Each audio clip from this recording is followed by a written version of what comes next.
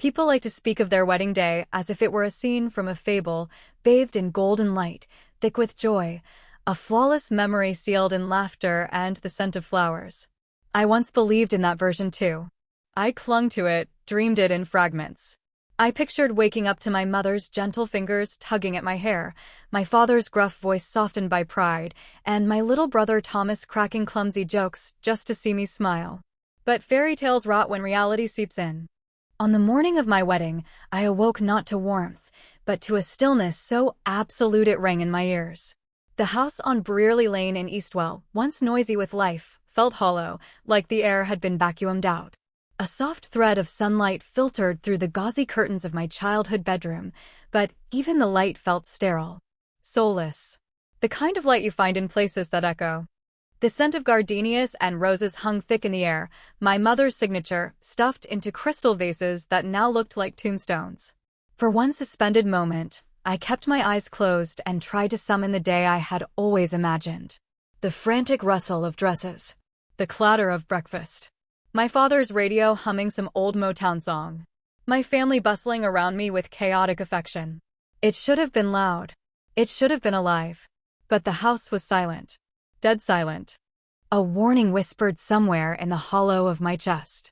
I slipped into my robe and padded down the corridor. The floorboards, which used to creak with comforting familiarity, now groaned like they carried a secret. I half expected to hear my parents murmuring in the kitchen, maybe even catch Thomas stealing from the fruit platter like he always did. Nothing. No voices. No radio. No smell of brewing coffee.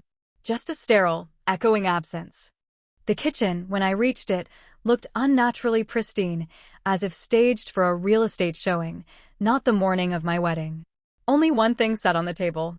A white envelope. My name, Elizabeth, written in my mother's looping script. I stood there, robe clinging to damp skin, and stared. My fingertips hesitated on the paper as a chill crawled up my spine. Maybe it was some kind of sentimental tradition. A letter filled with advice. A blessing. But when I opened it, the paper cut deeper than any blade. Let's see how you face your guests now that we won't be attending your wedding. No warmth. No explanation. No apology. Not even a signature. Just a bitter sentence. Cold. Surgical. My breath caught, sharp and involuntary. I read it again, then again, hoping I'd somehow misinterpreted it. But the message stayed the same, brutal in its finality. They were gone. Michelle and Paul, my parents. Even Thomas. They had left. Without a word. On the day I was supposed to begin a new life. I felt my knees buckle, my hand gripping the counter to stay upright. The marble felt like ice beneath my palm. I stood there, trying to swallow the rising tide of nausea, willing myself not to cry. This had to be a joke. A cruel, elaborate prank. I opened pantry doors. I checked closets. I whispered their names into the empty rooms. But silence answered me at every turn, its weight pressing harder on my ribs. Not a forgotten coat. Not a single used cup in the sink. Nothing. It was as if they had vanished by design. I sat at the kitchen table with the letter still trembling in my hand, the room closing in around me like a trap. I'd always thought betrayal came with screaming, with slammed doors and final ultimatums. But this cold abandonment was worse. And yet, a part of me had known. Had feared this. They had never accepted Anthony. Not really. His family's legacy, their wealth, their name, too polished, too far from the world my parents had carved with their own hands.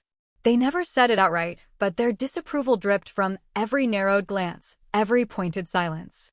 Still, I thought love would override pride. That blood would outweigh resentment. But now, on the morning of my wedding, I sat surrounded by fresh flowers and decades of memories, utterly alone. The hours blurred. I wandered the house like a ghost, phone in hand, searching for a message, a voicemail, something to undo what had been done. But nothing came. Just the relentless tick of the hallway clock. The living room felt like a museum. My mother's needlepoint pillows still lined the sofa in perfect symmetry.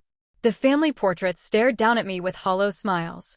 Everywhere I looked, I saw curated affection, evidence of a lie. Then came the knock at the door. Margaret was the first. My best friend since second grade. She saw the letter before she saw me. I was sitting on the staircase, eyes fixed on nothing, the envelope limp in my lap. She sat down beside me without a word. "You don't need anyone's permission to be happy," she said finally, her voice fierce and low. "Especially not theirs." I nodded, but the truth was lodged like glass in my throat. I couldn't speak. Couldn't breathe past the questions. Who does this? What kind of family turns love into punishment? They left me with no warning, no goodbye. Just silence. And silence has a way of becoming something else. A vow. A reckoning. An unfinished ledger in the dark. They wanted to shame me. They wanted to see me fall apart. But they underestimated one thing. I remember everything. I kept waiting for a miracle. For my father's towering frame to appear in the doorway, for my mother to rush in, fretting over her hat with exaggerated Margaret, for Thomas to sneak me a mischievous wink, our shared secret of nervous joy. But they were gone. Gone on a flight to Paris, of all places. While I stood alone in Eastwell, stitching the remnants of my heart back together, I imagined them sauntering along the Seine, wrapped in scarves, sipping espresso from porcelain cups as though this day, my day, were nothing but a forgotten footnote in their itinerary. The image carved a hollow right through my chest. Still, I moved. Because what else does a betrayed daughter do? Margaret helped me into my dress, her hands steady as she fastened each tiny button down my spine. She filled the silence with chatter about the weather, the garden, the fresh linen scent of the morning, as if words alone could keep my grief from drowning us both. "You're marrying into the Turner Empire," she said with a grin, smoothing my veil. If your parents could see this now, they'd regret every smug word they ever spoke. Maybe she was right. Maybe one day they'd regret choosing pride over presence. I wanted to believe that. I needed to. From the top of the staircase, I paused. Below, a garden of people bloomed, faces familiar and foreign, laughter rising like incense under the August sun. The back lawn, once home to childhood games and birthday parties, had been transformed. White chairs gleamed in rows, the air sweet with rose petals, the altar draped in silk. From up here, it looked perfect. But inside, I was fractured. No mother's hand to hold. No father's whispered reassurance. No brother's joke to anchor me. Just me. As I stepped forward, the rustle of my gown was the only sound I could hear, the beating of my heart loud in my ears. And yet, there was a flicker of calm. Maybe it was the warmth of the sunlight filtering through the canopy. Maybe it was the fragrance of gardenias, or maybe, just maybe, it was the quiet knowledge that I had survived something brutal. That, even in their absence, I was still here. Still standing. They had chosen Paris. But I could choose peace. And as I took Anthony's hand at the altar, his fingers curling around mine like a lifeline, I realized something sharp and luminous. That letter hadn't just hurt me. It had transformed me. It burned away the illusion. It set me free. By midday, the house I once called home pulsed with life. Heels clicked across hardwood floors, champagne glasses chimed like wind chimes, and laughter spilled through every open window. Yet, at the core of it all, I felt like a ghost. Back in my old bedroom, swathed in satin and lace, I studied my reflection. The gown shimmered like starlight, but the girl staring back, she didn't look like a bride. She looked like a soldier who'd survived a private war. Margaret, ever the loyal sentinel, was everywhere at once, straightening my necklace, adjusting my veil, pulling my hair into place with practiced ease. She joked as she worked, trying to thread laughter through the tightness in my chest. "If you trip walking down the aisle," she smirked, "just act like it's performance art." I laughed. I even believed it for a second. But beneath it all was the gnawing emptiness, the knowledge that, while the house was brimming with people, my people had chosen to vanish. I had to seal that ache away, at least for now. The show had to go on. I inhaled deeply, let Margaret wrap me in one final hug, and whispered the lie I needed to hear. "You're fine. You're ready. Smile." Downstairs, the transformation was surreal. White and gold ribbons spiraled around the banisters like something out of a fairy tale. Every vase overflowed with lilies and roses, a curated bloomscape masking the rot underneath. The windows had been thrown wide to let in the garden breeze, and children's laughter drifted in like a hymn. I stood at the landing, wondering, not for the first time, if my parents had ever imagined my wedding looking like this. Somehow I doubted it. They had envisioned something more modest, something more theirs. But this belonged to the Turners now. Anthony's family had already arrived, in full regalia. His mother, Margaret, descended upon the house like a monarch on tour. Her gown was emerald silk, trailing behind her like a command. Diamonds, too large to be tasteful, glittered at her throat and ears, throwing splinters of sunlight against the walls as she moved. She offered smiles with the precision of a surgeon, cutting and flawless, her compliments landing like rehearsed lines. I tried not to stare, but I had never seen jewels like that outside of glass cases. Never seen a woman so effortlessly untouched by the world around her. Then came Kenneth, Anthony's father. He arrived in a limousine so obscenely long it looked like it had no end. It barely fit our little driveway on Brearley Lane. Neighbors peeked out from their windows, whispering behind curtains, watching as wealth swallowed the remnants of the home I once knew. And in that moment, I understood something. I had not simply lost a family. I had been replaced. He stepped out of the limousine with a laugh that carried too easily on the wind, relaxed, polished, as if nothing in the world could touch him. He handed the driver what looked suspiciously like $100 bill, the kind of casual extravagance that made me suddenly hyper-aware of every frayed thread in my past. Just watching Kenneth made me feel like I'd wandered into someone else's life by mistake. Still, their warmth surprised me.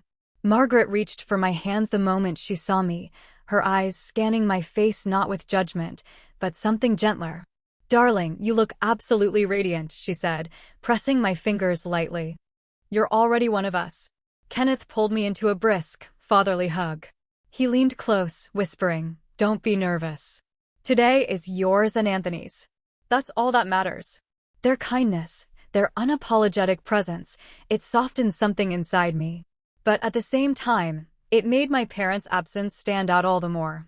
Like a gaping wound hidden beneath silk and lace.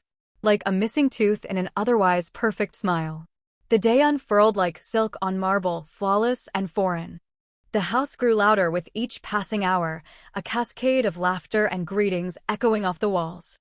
Guests streamed in, college friends with champagne flutes in hand, second cousins I hadn't seen since childhood, Anthony's sharply dressed colleagues from Chicago, all with spouses who looked like they'd stepped out of a fashion spread. In every room, I caught snippets of another world. Stories of ski trips in St. Moritz, art auctions in London, whispered debates about which coast held the better summer homes. I heard one guest mention that the Turners owned half a block of Michigan Avenue, and someone else laughed like it was the most obvious thing in the world. I looked down at my wedding band, a delicate gold circle Anthony and I had chosen together, and suddenly it felt almost too simple, too small. I felt too small. My past, my family, my modest beginnings, all laid bare in their absence. Still, I kept moving, smiling, nodding. I introduced Margaret to everyone I could, and she thrived under the spotlight, slipping into conversations like she'd belonged there all her life. Her laugh sparkled, her wit disarmed even the most guarded socialites. But I kept glancing toward the window, kept hoping. Each time a car pulled into the drive, my pulse surged, irrational hope bubbling before it crashed down again. Another uncle I hadn't spoken to in years. Another associate of Anthony's father. Another stranger smiling too hard. The familiar face I yearned for never came. Eventually, the time arrived. The ceremony was about to begin. The living room had been transformed, reborn into a private chapel. Rows of white chairs gleamed in perfect symmetry, sunlight streaming in from the tall windows, lighting up the polished floors like glass. At the front stood an arch of ivory lilies and curling ivy, a living sculpture where I would make my vows. The camera crew was already in place, their lights soft but purposeful. Every angle calculated. Anthony's family believed in grandeur, and that included a televised wedding segment on local news.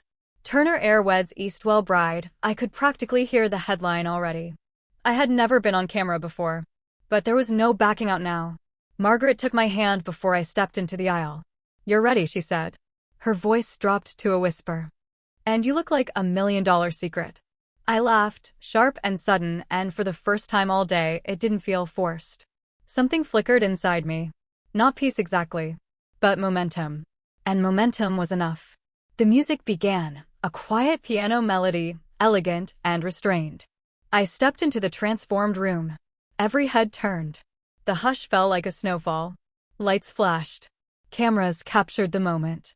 And at the end of the aisle, Anthony stood waiting. His gaze locked with mine, unshaken, tender, and wholly present. He looked at me like I was the only thing that existed. And in that moment, I let the ache in my chest quiet. I let the shadows recede. Paris didn't matter. The letter didn't matter. The hollow places left behind by my family's betrayal would still be there tomorrow. But today, I would walk. When I reached Anthony, his hand closed over mine, grounding me. His voice trembled with sincerity. "You're here," he whispered, as if he hadn't fully believed it until now. The minister's voice rose around us, distant and ceremonial, but I heard none of it. I only felt the steady beat of my own heart as I said, "I do," my voice clear, the weight in my chest momentarily lifted. Somewhere across the ocean, maybe in a smoke-laced cafe in Montmartre, I imagined my parents catching the broadcast, watching me through the flicker of a television screen, watching the daughter they left behind. Maybe they'd feel proud. Maybe they'd feel ashamed. Maybe they'd feel nothing. But I hoped no, I dared. They felt the sting of absence and saw just how much stronger I'd become without them. The ceremony ended in applause like thunder. Anthony kissed me, and the crowd erupted. For a fleeting moment, the loneliness faded into the background. The camera lenses caught everything: our first dance under the hanging lanterns, the laughter, the way Margaret pulled me into a tight embrace as if I were truly hers. The world watched me walk into a new life. Even as, in silence, I closed the door on my old one. Later that night, after the music had stilled and the guests had gone, I stepped barefoot into the garden. The stars hung heavy over Eastwell, cold and brilliant. I stood there for a long while, my dress pooling around me like memory, my heart full of contradiction, grief, defiance, and something dangerously close to hope. I let myself feel it all. The betrayal. The beauty. The freedom I never asked for but somehow now claimed as mine. I didn't know what would come next. But I would face it, not with a broken heart, but with eyes wide open. And beneath the moonlight, I whispered a promise, not to them, to myself. They turned their backs on me. But I would never let them forget what they left behind. After the final dance, after the last burst of applause, after the champagne had gone flat and the evening sank into its hush, I finally slipped away from the glow and noise of celebration. Anthony was still outside, laughter tangled in the late summer air as he chatted with his father. I caught a glimpse of him gesturing animatedly, some joke from the toasts still trailing in their voices. Margaret, tireless and luminous, was by the door helping guests into their coats, her smile unwavering, her tone full of that comforting sparkle she wore so well. And then silence. For the first time all day, I was alone. I crept quietly upstairs, the house soft around me, the echoes of laughter dissolving behind closed doors. My old bedroom waited at the end of the hallway like a ghost. It hadn't changed.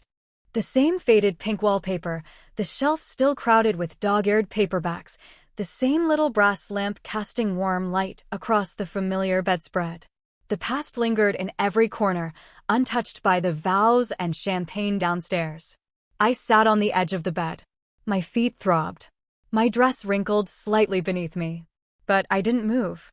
I just listened to my own breath, in and out, like the rise and fall of a tide I had forgotten how to read. That's when I remembered my phone. I found it half buried under a silk clutch on the nightstand, cold and forgotten in all the chaos. As soon as I touched it, it began to buzz, violently, insistently, like it had been holding its breath all day. I nearly dropped it. 420 missed calls. I blinked.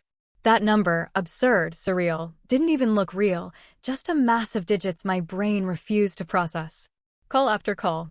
All from my parents and Thomas. Voicemails. Texts. A stream of frantic emails, subject lines in capital letters screaming for my attention. Where are you? Call US. Now. Are you okay? Answer your phone. For a moment I just stared at the screen, unable to move, as though the past was trying to claw its way out of the glowing glass. Message after message piled into view, a digital avalanche that buried me right there in satin and silence. There was something almost grotesquely ironic about it. The family that couldn't show up for my wedding could certainly flood my phone without hesitation. Curiosity, it always betrayed me. 1. I opened the first voicemail, bracing for impact. My mother's voice hit like frost. You need to call us back. Right now. We saw the wedding on television, no less. How could you not tell us it would be like this? The next one was my father. His voice rough, already laced with accusation. This isn't funny, Elizabeth. Why are you ignoring us? Are you really going to throw your family away like this? Another. Then another. Some were sharp. Others panicked. A few collapsed into static or cut off mid-sentence, as if they didn't know how to end what they'd started. Then I heard his voice. Thomas. Hey sis. Just saw you on TV. You looked amazing. I thought it would be some boring wedding, but you looked like a movie star. I almost laughed. Leave it to Thomas to cut through the noise to see me. I pictured them in a sterile Paris hotel room, flipping channels in boredom before stumbling across a live feed from Chicago. My mother choking on her wine. My father leaning forward, stunned. Thomas, grinning. They hadn't believed me. About Anthony, about his family, about the life I was stepping into. They thought I was bluffing, playing princess in a fairy tale they refused to read. But now they saw the broadcast. The Turner name. The glittering crowd. The elegance they never thought I'd touch. And only then did it register just how much they had missed.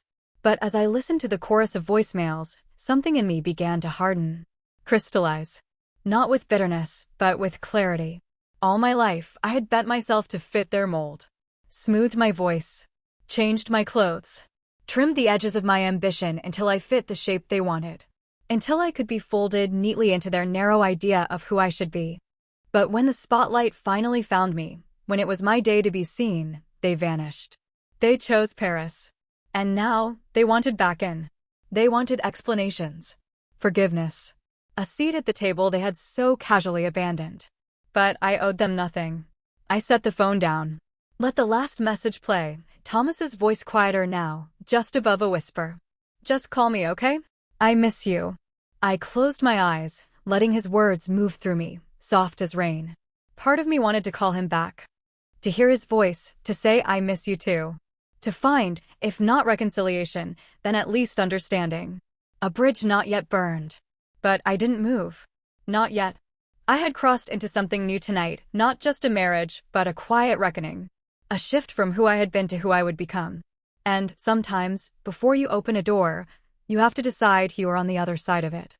I stayed in that room, in that pause between old and new, and let myself feel everything, the ache, the triumph, the loneliness, and the strange, sharp taste of becoming. I didn't know what came next. But I knew one thing. They would never again decide the shape of my joy. Something stopped me. It wasn't rage, not anymore. It was something quieter, steadier. A kind of release. For the first time, I understood that I didn't owe them anything, not my pain, not my explanations, not even my forgiveness. Their approval no longer held power over me. My life had shifted into my own hands, no longer subject to their conditions or judgment. The truth is, that day my wedding revealed what family truly means. Not just biology, but presence. Intention. Kindness. Anthony's parents had embraced me fully, without hesitation or hidden reservations. Margaret had never left my side, anchoring me when I was falling apart. Even the guests, many practically strangers, had made me feel celebrated in a way my own family never had. I thought back to that walk down the aisle. The soft swell of music, the flicker of flashbulbs. I hadn't felt abandoned then. I felt visible. Supported. Loved.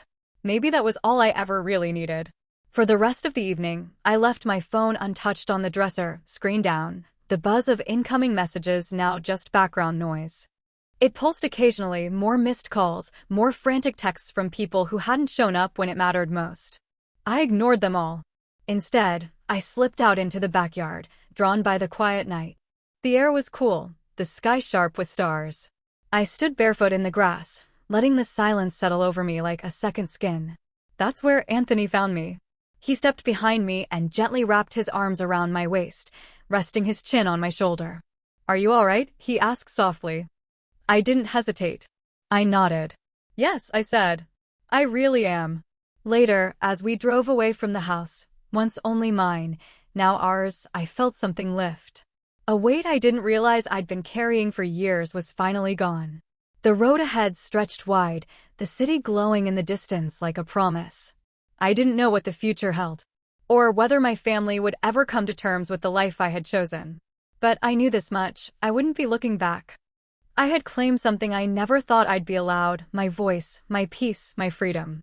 And that was enough. 3 years can pass in an instant, or stretch on forever. For me, the time since our wedding has been both.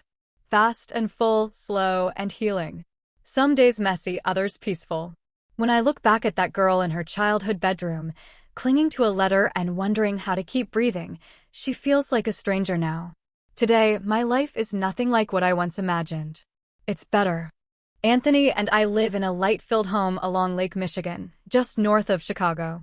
A place where mornings begin with quiet magic, sunlight spilling through wide windows, waves brushing the shore. The walls are soft in color, warm in feeling. The kind of home that listens instead of echoes. The kitchen is wide and open, always alive with the scent of baking bread or freshly brewed coffee. Sometimes, in the amber glow of dusk, I catch my reflection in the window and barely recognize the woman I've become. Anthony has made a life here, and so have I. He's busier than ever now, managing his family's real estate business, but no matter how hectic the day, he always comes home, wraps me in his arms, and makes everything else disappear. He's still the same calm, steady man who stood beside me at the altar. But now he's also my closest friend. My partner in all things. We spend quiet Sundays reading on the porch or wrapped in scarves on long winter walks by the frozen lake, the world narrowed to snow, wind, and us.